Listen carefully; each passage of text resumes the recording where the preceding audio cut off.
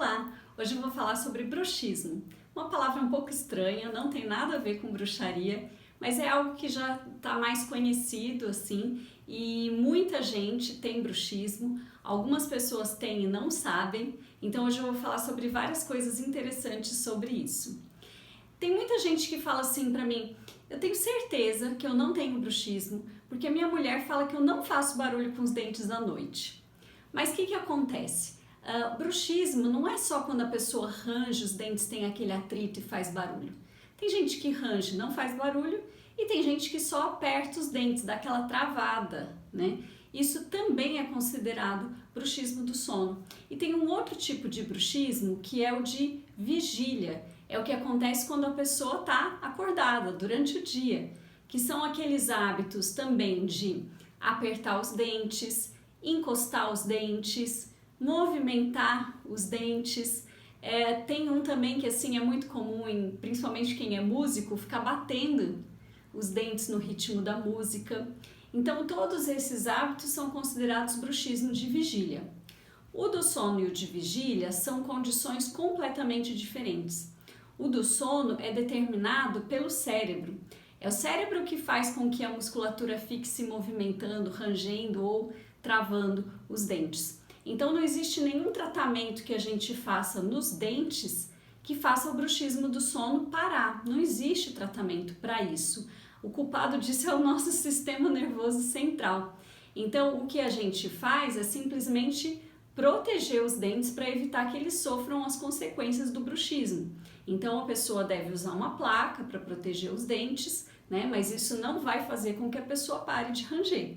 Tem muita gente que faz aplicação de botox, que também não faz a pessoa parar de ranger, né? Ele simplesmente paralisa algumas fibras musculares, então durante aquele tempo de que o botox está ali agindo, a pessoa vai apertar o ranger, só que com menos força, então por isso vai ter menos dor.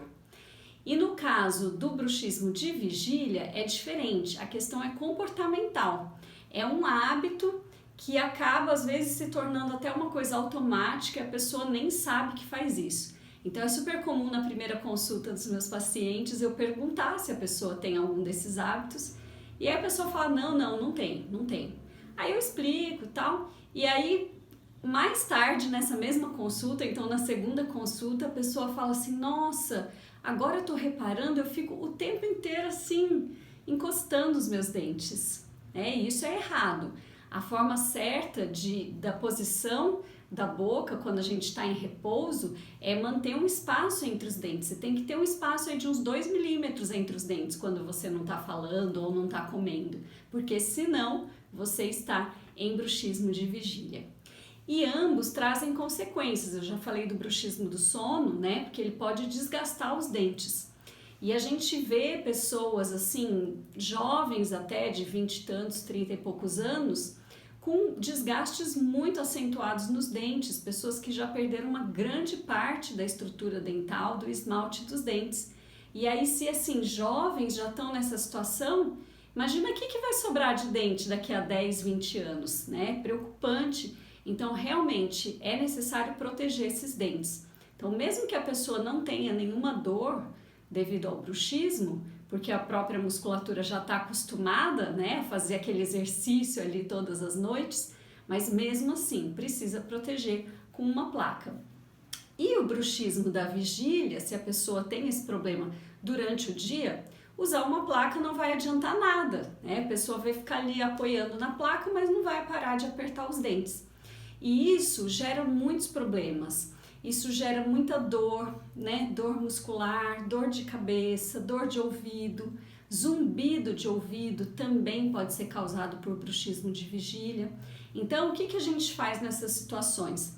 Existem orientações para a pessoa poder fazer um treinamento para parar de apertar os dentes, mas isso não é fácil, a pessoa tem que ser muito disciplinada ou isso ser um hábito que não está estabelecido há tanto tempo assim, né? Então algumas pessoas conseguem, mas além disso existe um tratamento específico que chama tratamento Liva, que a pessoa usa um dispositivo na boca, encaixado nos dentes durante 3 meses, e esse dispositivo vai monitorar a posição da boca em tempo real, vai dar um alerta para o cérebro. Então o cérebro vai ter uma reeducação, ele vai aprender a manter a boca numa posição relaxada durante o dia. E aí depois de 3 meses, esse novo hábito já está estabelecido no cérebro, a pessoa para de ter o bruxismo de vigília. Então é muito interessante, eu tenho outros vídeos no meu Instagram, no YouTube, falando sobre o tratamento Liva. Então se você tem bruxismo de vigília, eu recomendo que você assista. Tem muitas outras coisas que eu poderia falar sobre esse assunto, mas para o vídeo não ficar muito grande, eu vou parar por aqui. E comenta aqui embaixo se você tem alguma dúvida sobre bruxismo, que aí eu vou te responder, vou gravar outros vídeos sobre esse assunto. Até mais!